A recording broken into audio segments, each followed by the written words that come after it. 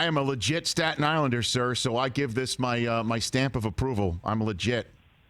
Finally, Staten Island getting the respect it has been denied.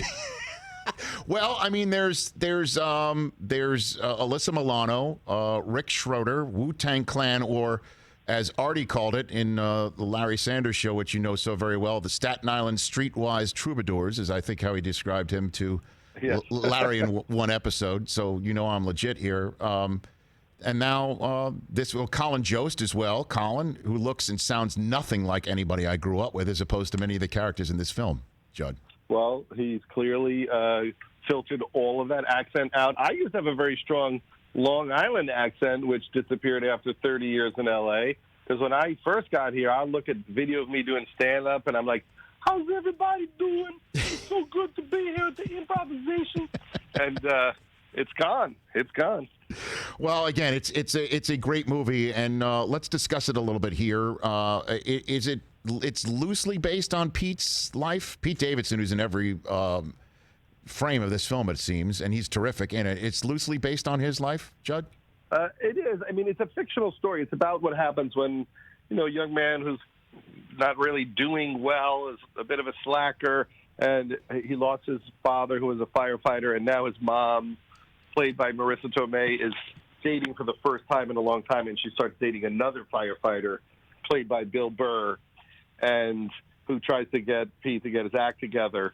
And the story's not true, but it is the type of story that allows Pete to discuss a lot of the stuff that he's been through in his life.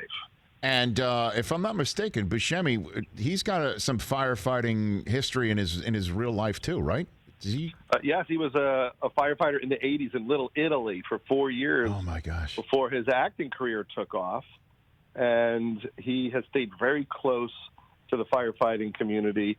He works with this charity called Friends of Firefighters, and he's amazing. He's been in all the Sandler movies since Airheads, when I used to live with Sandler. Sandler did Airheads. And so, oddly, he's been in our orbit for a long time, and he's one of our heroes. Judd Apatow here on the Rich Eisen Show, and just lingering a bit more on this film. Pete Davidson's sister in the film, Maude Apatow. What in the world is it like to direct your daughter, Judd? Well, I like it because I get to boss her around because she's 22, and now she doesn't really have to listen to me. Although we have been in isolation together for a long time with my other daughter, who's 17. And now it's not even like I'm a parent anymore, really. I'm just like a weird roommate. I'm like a smelly, strange man they live with. And you can't punish them. Like, you can't ground them because we are all grounded at this point. So we just sit around drinking White Claw, and we're all very close to doing mushrooms together. We're very close to taking some sort of psychedelics at this point. So that's what it was like directing your child, is basically what you're saying.